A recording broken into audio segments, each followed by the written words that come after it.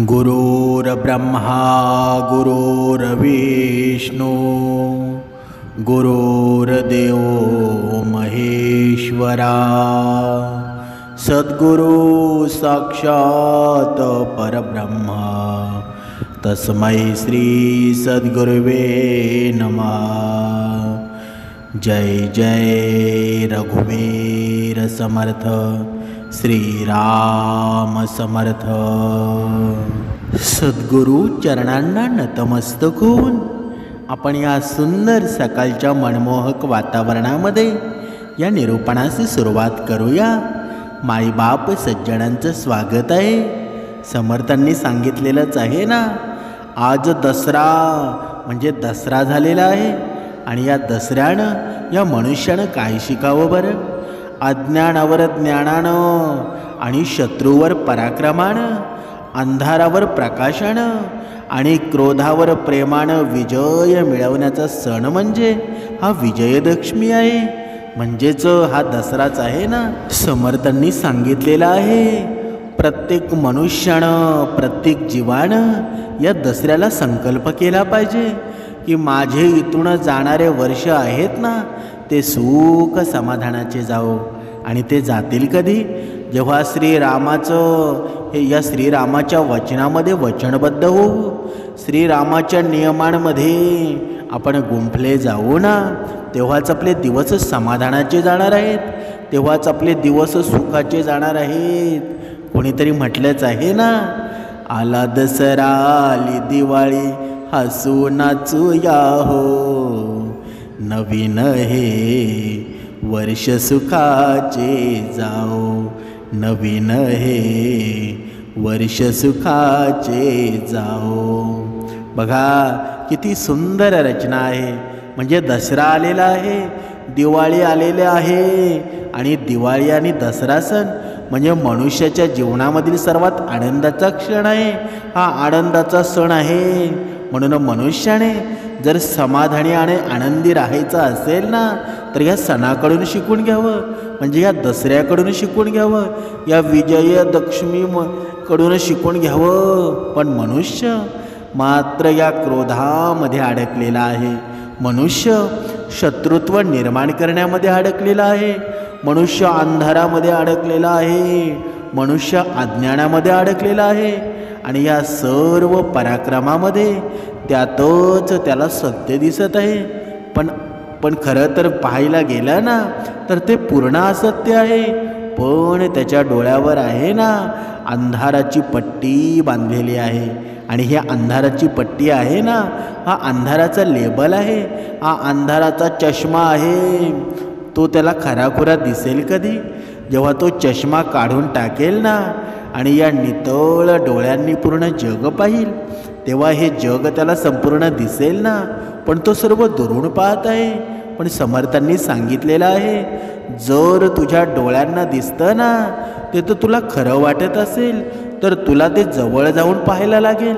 म्हणजेच जर तू डोंगर दुरून पाहिलास ना तर तुला सुंदरच डोंगर दिसेल, पण त्या डोंगरामध्ये ज्यावेळी तू दुरून पाहशील त्यावेळी तुला पूर्ण हिरवागार दिसेल, पण तू ज्यावेळी जवळ जाशील ना त्यावेळी त्या डोंगरावर तुला काटेसुद्धा दिसतील, दगडंसुद्धा पडलेली दिसतील। म्हणजेच त्या डोंगरावर तू जवळच गेल्याशिवाय तुला खरी प्रचिती येणार नाही। आणि समर्थांनी सुद्धा हेच मनुष्याला सांगितलेलं आहे। पण मनुष्य अज्ञानामध्ये गुंतून गेलेला आहे, शत्रुत्व निर्माण केलेलं आहे आणि हा शत्रुत्व निर्माण का करतो? त्याला धन मिळावं म्हणून समर्थांनी सांगितलेलं आहे की अरे मनुष्या, तू या रामायणामध्ये पाहिलं असेल की या क्रोधामुळे, या अहंकारामुळे या रावणाचा पूर्ण राज्यसुद्धा बुडालं आणि पूर्ण आयुष्याची मातीच झाली ना। एवढा विद्वान होता, एवढा मोठा भक्त होता, रावणासारखा भक्त अजून कोणी पाहिला नसेल, एवढा मोठा भक्त होता। म्हणजे त्याच्या सर्व विद्या त्याच्याजवळ होत्या, सर्व वेद त्याच्याजवळ होते, तरीसुद्धा तो हरला ना। तो का हरला बरं? कारण समोर काय होतं बरं? समोर फक्त प्रेम होतं आणि दुसरीकडे रावणाकडे काय होता बरं? रावणाकडे होता अहंकार. म्हणजेच समर्थांनी सांगितलेलं आहे ना, या अहंकाराला जर जाळायचं असेल तर प्रेमरूपी शस्त्र आहे ना तुमच्याकडे असायला हवं. संयमरूपी शस्त्र तुमच्याकडे असायला हवं. पण आपल्याकडे ते आहे का? आपण फक्त नावापुरतं बोलत असतो की मी संयमी आहे, माझ्याकडे क्रोध नाही. पण जेव्हा आपल्यावर ती वेळ येते ना, तेव्हा आपण क्रोधित होऊन जातो, तेव्हा आपला संयम तुटतो. म्हणूनच समर्थांनी सांगितलेलं आहे, तुम्ही रोज उपासना जर केली ना, या भक्ती मार्गामध्ये तुमचं मन रमलं ना, प्रत्येक गोष्ट करतावेळी, प्रत्येक काम करतावेळी भगवंताची आठवण घेऊन जर केलं ना, तर नक्कीच तुमचा क्रोध आहे ना, तुमचा संयम आहे, तुमचा हा क्रोध कुठे निघून जाईल ना, आणि संयम तुमच्या जोडीला राहील, तुम्हाला कळणार सुद्धा नाही. म्हणजे उपासनेमध्ये सर्वात मोठं सामर्थ्य आहे. म्हणूनच समर्थांनी सांगितलेलं आहे ना. आणि श्रवण का करावं बरं? मनुष्यानं प्रत्येकाने श्रवण करायला हवं. आपण म्हणत असतो की मला बघा भक्ती मार्गामध्ये दर हप्त्याला जायला मिळत नाही, मला वेळ मिळत नाही. पण श्रवणसुद्धा खूप महत्त्वाचं आहे. जर या मनुष्याच्या कानामध्ये जर आपण कुठे चुकतो, कुठे आपण बरोबर आहोत, आपल्याला कधीच मनुष्याला समजत नाही. पण आपण जेव्हा हे श्रवण करतो ना, तेव्हा आपल्याला सर्व प्रश्नांची उत्तरंसुद्धा मिळत असतात. कळत नकळत सर्व प्रश्न आहेत ना आपले मार्गी लागून जातात. आपण कुठे चुकतो, कुठे बरोबर आहोत, हे सर्व सद्गुरू आहेत ना, ते आपल्याला सांगत असतात, समर्थ आपल्याला सांगत असतात. म्हणून मनुष्यानं श्रवण केलं पाहिजे. आणि हे श्रवण आहे ना, तुमच्या जीवनामध्ये एवढी ऊर्जा निर्माण करेल ना की तुमचं पूर्ण वर्ष सुख समाधानाचं जाईल, तुमचं पूर्ण वर्ष अतिशय आनंदाचं जाईल. म्हणून आपण ही दसरा दिवाळी आहे ना, या सणांना नवीनच वर्ष म्हणतो ना, कारण आपल्या जीवनामध्ये बघा भाग्याचे दिवस उजळून जातात. आपण या दसरा आणि दिवाळीला जर आपल्या घरामध्ये जे काही नवीन घ्यायचं असेल ना, कधी सोनं खरेदी करतो, कधी आपण गाडी खरेदी करतो. कारण का? कारण या दिवशीचं महत्त्व आहे ना, ते खूप प्रेमळ आहे, ते खूप सुंदर आहे. आता आपण पाहूया या दसरा सणाचं महत्त्व. म्हणजे हा दसरा मनुष्याला काय शिकवतो? पूर्वी पैठणमध्ये देवदत्त नावाचा एक ब्राह्मण होता आणि त्या ब्राह्मणास कौस्त नावाचा एक मुलगा होता. तो सुशील होता आणि मौजी बंधनानंतर तो भडोच नावाच्या भागामध्ये वरतंतू ऋषीच्या घरी विद्या बघा ग्रहण करण्यासाठी गेला. तेथे त्यानं अगदी मन लावून विद्या ग्रहण केली आणि काही काळ लोटल्यावर कौस्त सर्व शास्त्रामध्ये पारंगत झाला. तो आपल्या गुरूंचा खूप आदर करत असे. त्याला नेहमी वाटत असे की गुरूंनी आपल्याला इतकं ज्ञान दिलं आहे ना, तर आपण देखील गुरूंना काहीतरी गुरुदक्षिणा दिली पाहिजे. गुरुला गुरुदक्षिणा देऊन यांच्या ऋणातून कसं मुक्त व्हावं ना, असा विचार तो करू लागला. गुरूंचा निरोप घेताना त्यानं अत्यंत कृतज्ञतापूर्वक त्यांचे आभार मानले आणि मी आपणास काही गुरुदक्षिणा द्यावी ना, ते सांगावं, म्हणजे गुरुदक्षिणा देखील मी आपणास ते आणून देईल, असं गुरूंना त्यांनी सांगितलं. तेव्हा गुरूंनी त्यांना उत्तर दिलं, ए कौस्ता, दक्षिणार्थ विद्या शिकविणं हे अनुचित कर्म आहे. शिष्य विद्वान झालेला पाहून गुरुस जो आनंद प्राप्त होतो ना, तीच गुरुदक्षिणा आहे. परंतु हा कौस्त होता ना, आपण गुरुच्या ऋणात राहू नये असं त्याला वाटत होतं आणि त्यामुळं त्यानं आग्रह धरला, पुन्हा मी तुम्हाला काही गुरुदक्षिणा देऊ ना, ही दक्षिणा काय देऊ असं विचारू लागला. तेव्हा ऋषी म्हणाले, मी दक्षिणा घ्यावी असा तुझा आग्रहच असेल ना, तर मी तुला शिकवलेला प्रत्येक विद्येबद्दल 1 कोटी याप्रमाणे 14 कोटी मुद्रा मला दे. पण एक अट आहे की त्या सर्व मुद्रा एकाकडूनच आलेल्या असाव्यात. ही अट कौस्ताने मान्य करून आपल्या विद्येच्या जोरावर तो तेथून बाहेर पडला. परंतु 14 कोटी मुद्रा आणि त्याही एकाच व्यक्तीकडून मिळवणं काही सोपं काम नव्हतं हे त्याला लवकरच समजलं. रघुराजा मोठा उदार आणि विद्वानास आश्रय देणारा आहे असं त्याच्या कानावर पडलं. तेव्हा त्याचवेळी रघुराजानं विश्वजित यज्ञ केला होता आणि ब्राह्मणाकडून सर्व द्रव्य भांडार लुटवलं होतं. यामुळं त्याच्याकडे आता काही शिल्लक नव्हतं. रघुराजाने आपल्या दारी आलेल्या त्या विद्वान ब्राह्मणाचा योग्य सत्कार केला आणि त्याच्या आगमनाचं कारण विचारलं. कौस्तानं कारण सांगितलं आणि तो पुढे म्हणाला, राजा, तुला प्राप्त झालेल्या स्थितीमध्ये माझी इच्छा पूर्ण होईल असं मला दिसत नाही, कारण तुझा आधीच तू रिकामा झालेला आहेस. त्यामुळं तू त्याबद्दल खंत वाटून न देता मला दुसरा दानकर्ता शोधून काढण्यासाठी जाऊ दे. हे कौस्ताचं भाषण ऐकून राजा हसला आणि राजाने त्याला पुन्हा विचारलं, तुला नक्की काय हवं आहे बरं? तेव्हा कौस्ताने सांगितलं, मला 14 कोटी सुवर्णमुद्रा हव्या आहेत आणि ज्या आता तुमच्याकडे नाही आहेत आणि त्या मला एकच व्यक्तीकडून घ्यायच्या आहेत. तेव्हा राजाने त्याला सांगितलं, मी तुला 14 कोटी सुवर्णमुद्रा 3 दिवसामध्ये देतो. कौस्तास आश्वासन देऊन त्याला आपल्या घरी ठेवून घेतलं आणि आता त्यानं थकलेली बाकी वसूल करण्यासाठी इंद्राबरोबर लढण्याची तयारी सुरू केली. ही गोष्ट इंद्रास समजताच तो चिंताक्रांत झाला, कारण इंद्रास रघुराजाच्या कर्तृत्वाची माहिती होती. त्यामुळं इंद्रदेव कुबेराकडे जातात. तेव्हा यावर उपाय म्हणून कुबेरानं सुवर्णमुद्रांचा वर्षाव करावा असं सांगितलं. तेव्हा इंद्रानं नगराबाहेर आपट्यांच्या आणि शमीच्या झाडावर कुबेराकडून सुवर्णमुद्रांचा वर्षाव केला. रघुराजानं त्या सुवर्णमुद्रा कौस्तास दिल्या आणि कौस्त त्या सुवर्णमुद्रा घेऊन वर तंतू ऋषीकडे जातो आणि त्यांचा स्वीकार करण्याविषयी विनंती करतो. परंतु वरतंतू ऋषींनी फक्त 14 कोटी सुवर्णमुद्रा ठेवून बाकीच्या कौस्तास परत दिल्या. तेव्हा राहिलेल्या सुवर्णमुद्रा त्यानं रघुराजास आणून दिल्या, पण तोही त्या घेईना. आता इतक्या सुवर्णमुद्रांचं करावं काय?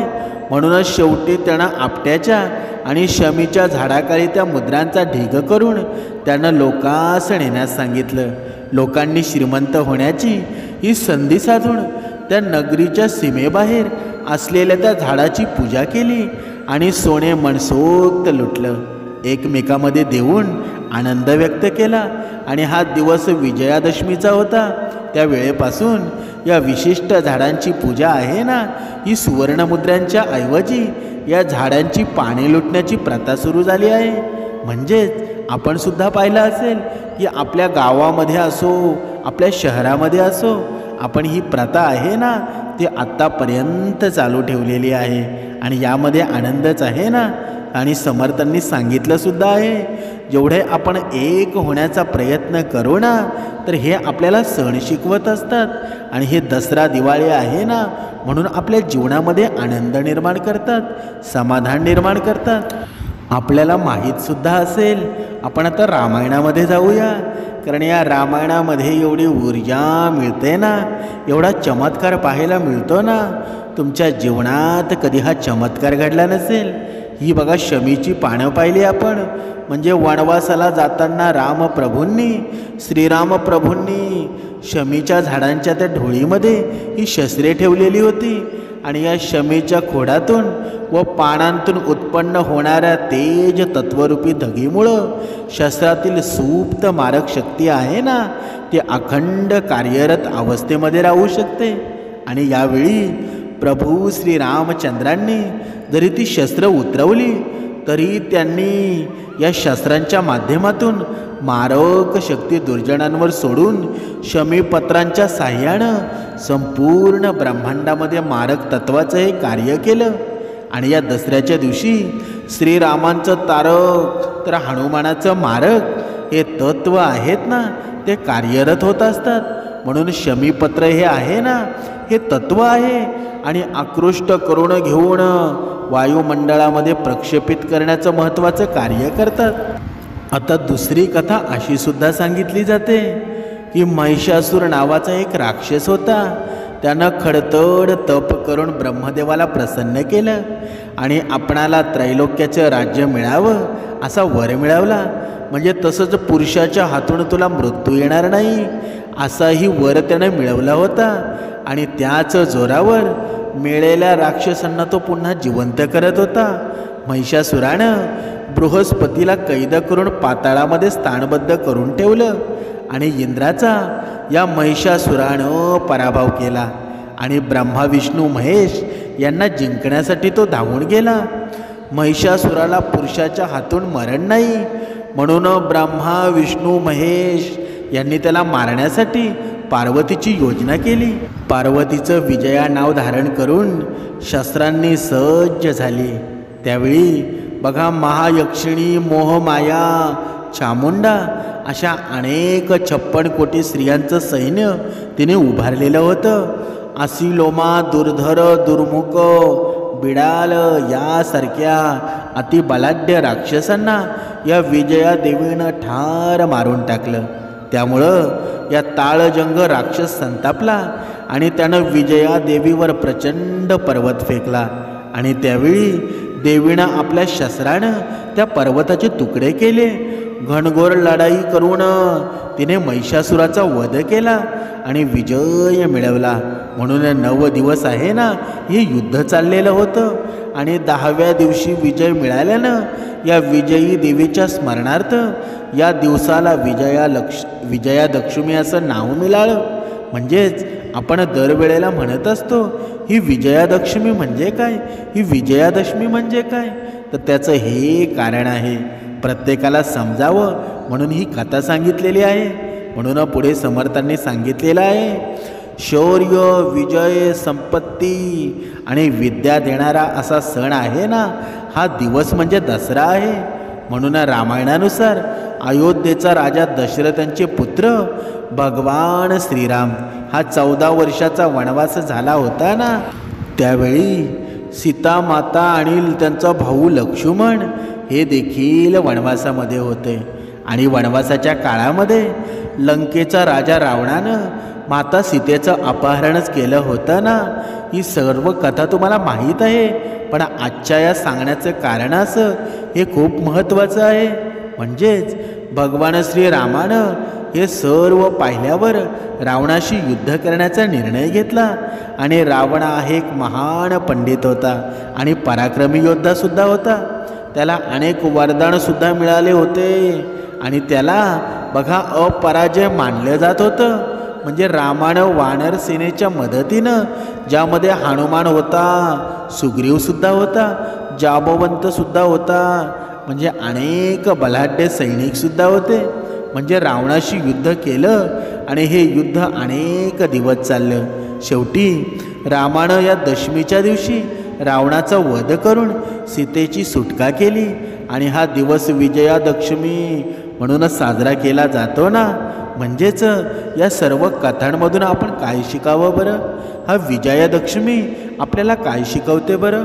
म्हणून हा साजरा केला जातो ना, त्याचं एकमेव कारण जो वाईटावर चांगुलपणाच्या विजयाचं प्रतीक आहे, हा कर्म आणि धर्माच्या मार्गावर चालण्याची प्रेरणा देतो.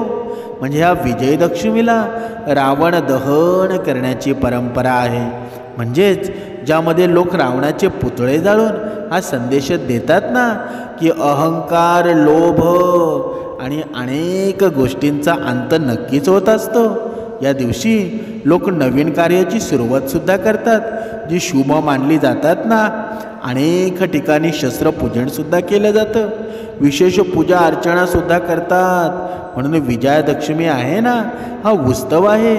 हा उत्सव प्रत्येक नीतिधर्माला मानत असतो, तो संदेश देत असतो. जेव्हा आपण सत्य, धर्म आणि न्यायाच्या मार्गावर चालतो तेव्हा विजय निश्चितच होत असतो.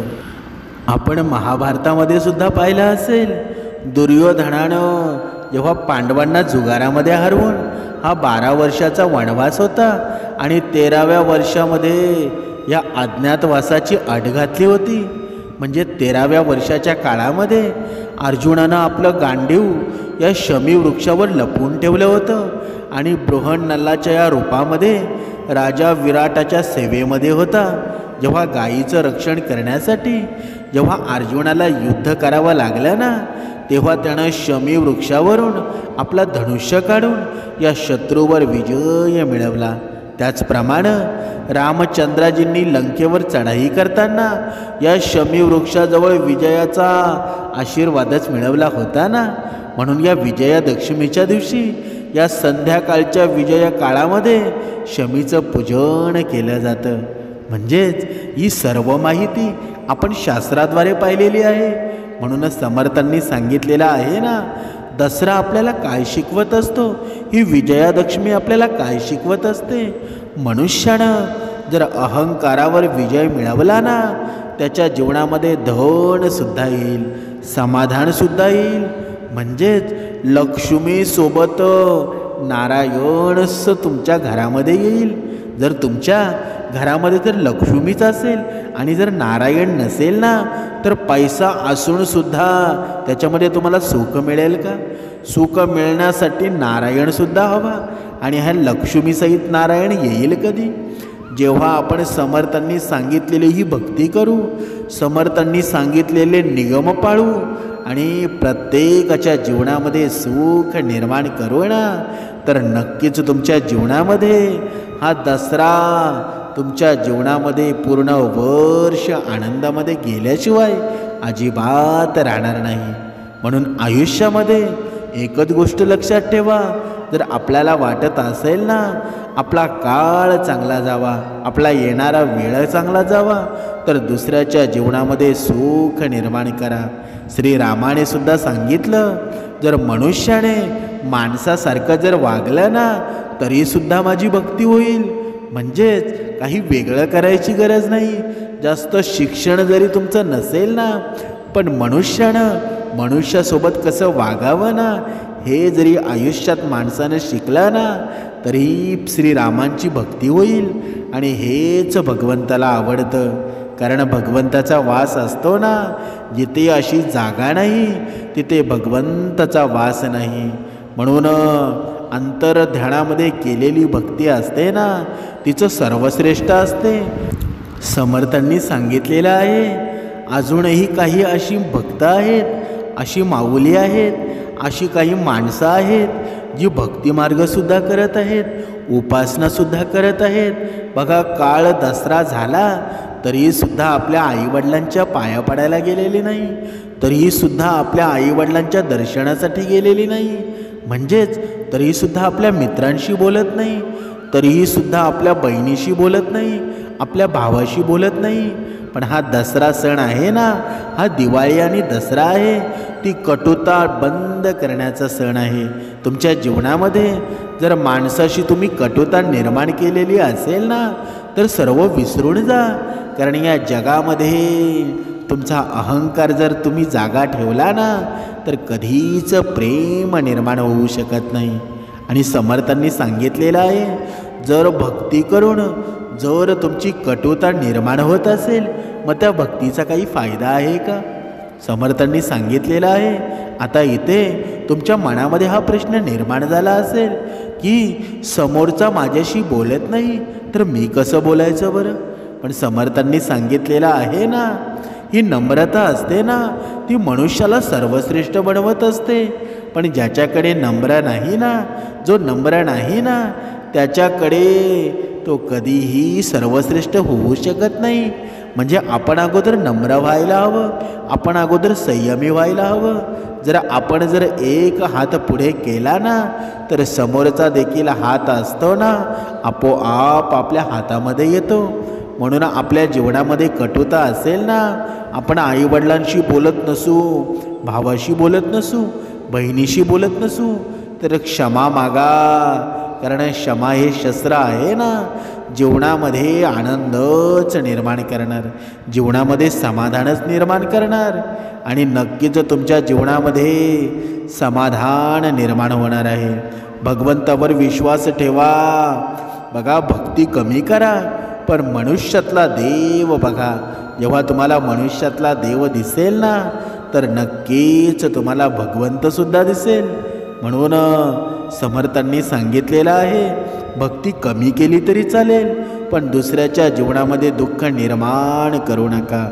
आणि दुसऱ्याच्या जीवनामध्ये जेव्हा तुम्ही दुःख निर्माण करता ना, संकट निर्माण करता, तेव्हा मी तिथे कधीच नसतो. मी लगेच दुसरीकडे निघून जातो. म्हणून जिथे अशी जागा नाही तिथे मी नाही. म्हणूनच सर्वत्र हा भगवंत भरलेला आहे. म्हणून जिथे तुम्हाला दान करता येईल ना, तिथे दान करायला शिका. जिथे आशीर्वाद घेता येतील तिथे आशीर्वाद घ्यायला शिका. नक्कीच भगवंत तुमची इच्छा पूर्ण करेल आणि सर्व कुटुंब आहे ना, सुख समाधानामध्ये ठेवेल. जय जय रघुवीर समर्थ.